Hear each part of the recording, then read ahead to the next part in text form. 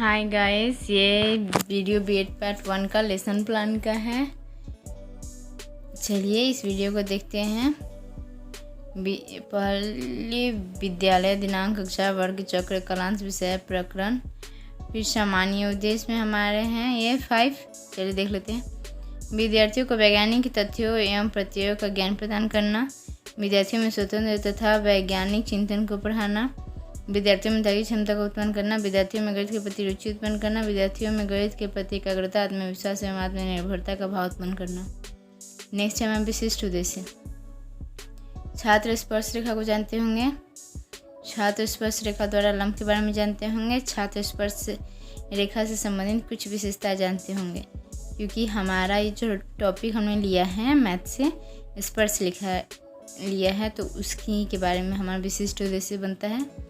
Next है हमारा शिक्षण सहायक सामग्री, चौक, टेस्टर, श्यामपट्ट, चार्ट आदि, जैसा कि सब में होता है। पूर्व ज्ञान। छात्र स्पर्श रेखा के बारे में कुछ जानकारी रखते होंगे, मतलब छात्रों को पता होगा स्पर्श रेखा क्या होता है, इसका क्या यूजेज है, ये सब। शिक्षण विधि। तो आगमन व निगमन विधि व संश्लेषण व विश्लेषण विधि। हमारा ये फर्स्ट पेज खत्म होता है। चलते हैं अब अपने सेकेंड पेज की ओर। ये है हमारा सेकेंड पेज, जिसमें प्रस्तावना, उद्देश्य कथन, प्रस्तुतिकरण इंक्लूड किया गया है। प्रस्तावना, क्रम संख्या, छात्र अध्यापिका कथन क्रिया, फिर छात्र कथन या क्रिया। पहला है बच्चों ये क्या है, तो शून्य। ब्लैक बोर्ड पे हम ड्रा करेंगे शून्य को। सेकंड, इसकी आकृति कैसी है, गोल। थर्ड, गोल को गणित की भाषा में क्या कहते हैं, वृत्त। फोर्थ है दो बिंदुओं को मिलाने से क्या बनता है, रेखा। 5, वृत्त से होकर गुजरने वाली रेखा को क्या कहते हैं, स्पर्श रेखा। हमारा उद्देश्य कथन में हो जाएगा कि बच्चों आज हम लोग गणित विषय के वृत्त की स्पर्श रेखा के बारे में अध्ययन करेंगे। नेक्स्ट है हमारा प्रस्तुतिकरण। शिक्षण बिंदु, छात्र अध्यापिका कथन या क्रिया, फिर छात्र कथन या क्रिया। तो शिक्षण बिंदु में हमारा आ जाएगा स्पर्श रेखा की परिभाषा। ऐसी रेखा जो वृत्त की परिधि को एक बिंदु से स्पर्श करती है उसे हम स्पर्श रेखा कहते हैं, तथा वृत्त की परिधि के जिस बिंदु से स्पर्श रेखा स्पर्श करती है उस बिंदु को स्पर्श बिंदु कहते हैं। स्पर्श बिंदु को केंद्र बिंदु। अब चलते हैं अपने नेक्स्ट पेज की ओर। फिर छात्र कथन क्रिया में छात्रपूर्वक ध्यानपूर्वक बातें सुनेंगे। ये है हमारा थर्ड पेज। मिलाने वाली रेखा स्पर्श रेखा पर 90 डिग्री का कोण बनाती है। अगर वृत्त के परिधि पर स्थित दो जीवा समान लंबाई की है तो वह वृत्त के केंद्र से समान दूरी पर होगी। अगर दो वृत्त एक दूसरे को अंतः स्पष्ट करती है तो उसमें उभयनिष्ठ रेखा common tangent is equal to 1। फिर अगर दो वृत्त एक दूसरे को प्रतिच्छेद करती है तो कॉमन टेंजेंट बराबर 2। अगर दो वृत्त एक दूसरे से दूर हो तो common tangent is equal to 4। वृत्त के बाहर किसी एक बिंदु से खींची गई दोनों स्पर्श रेखा की लंबाई समान होती है। PT is equal to QT। वृत्त के बाहर किसी एक बिंदु से वृत्त पर केवल 2 ही स्पर्श रेखा खींचा जा सकता है। और इधर हमारा आ जाएगा छात्र कथन या क्रिया में छात्र बातें नोट करेंगे। आगे हम इसको अच्छा से एक्सप्लेन कर रहे हैं नेक्स्ट पेज में। चलिए हम चलते हैं अपने नेक्स्ट पेज की ओर। ये है हमारा नेक्स्ट पेज। केंद्र बिंदु से मिलाने पर खींची जाने वाली लंबवत रेखा जो 90 डिग्री का कोण बनाती है उसे त्रिज्या कहते हैं। केंद्र बिंदु से डाला गया लंब जीवा को 2 बराबर भागों में बांटता है। केंद्र से परिधि पर खींची गई रेखा कर्ण या त्रिज्या भी होती है। स्पर्श बिंदु और स्पर्श रेखा को मिलाने वाली रेखा 90 डिग्री पर मिलती है। बोध के प्रश्न में हमारा आता है अगर दो वृत्त एक दूसरे को अंतः स्पष्ट करें तो कॉमन टेंजेंट कितने होते हैं, तो 1। स्टूडेंट आंसर देंगे। सेकंड हमारा क्वेश्चन होगा अगर दो वृत्त एक दूसरे को प्रतिच्छेद करें तो कॉमन टेंजेंट कितने होंगे, तो आंसर देंगे स्टूडेंट 2। अगर दो वृत्त एक दूसरे से दूर हों तो common tangent is equal to 4। Student answer देंगे। अब हमारा नेक्स्ट आता है आदर्श प्रश्न, जिसमें पहला है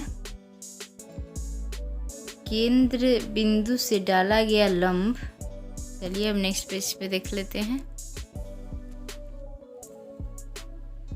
जीवा को कितने भागों में बांटता है? तो 2।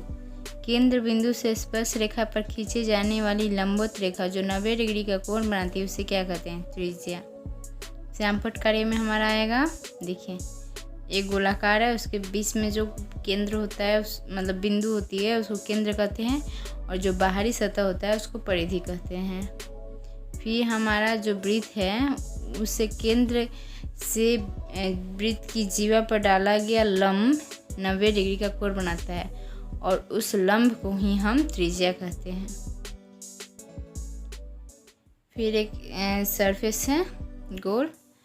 फिर वृत्त की 2 जीवाएं हैं, उनके बीच में एक लाइन खींची गई है जिसके बीच का पॉइंट केंद्र कहलाता है। फिर 2 वृत्त हैं, वो दोनों एक दूसरे के अंदर हैं तो एक दूसरे को काटेंगी तो हमारी जो स्पर्श रेखा है और अंतर स्पर्श रेखा वो एक होगी।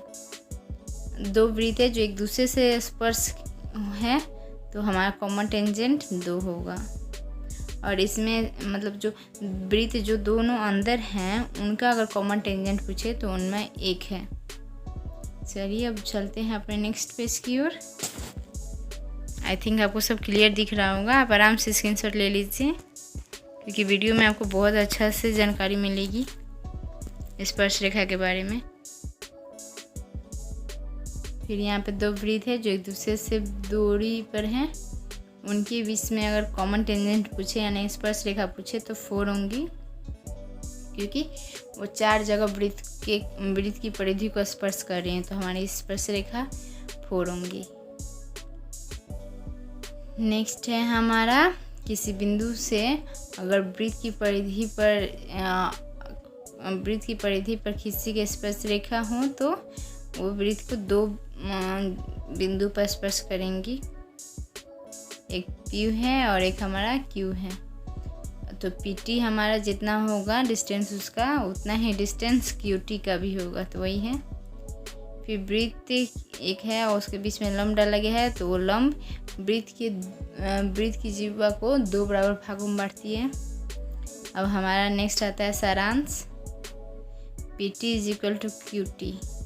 वृत्त के बाहर किसी एक बिंदु से खींची गई दोनों स्पर्श रेखा की लंबाई समान होती है, जैसा कि हमारा श्यामपट्ट कार्य में आपको स्पष्ट रूप से दिख रहा होगा।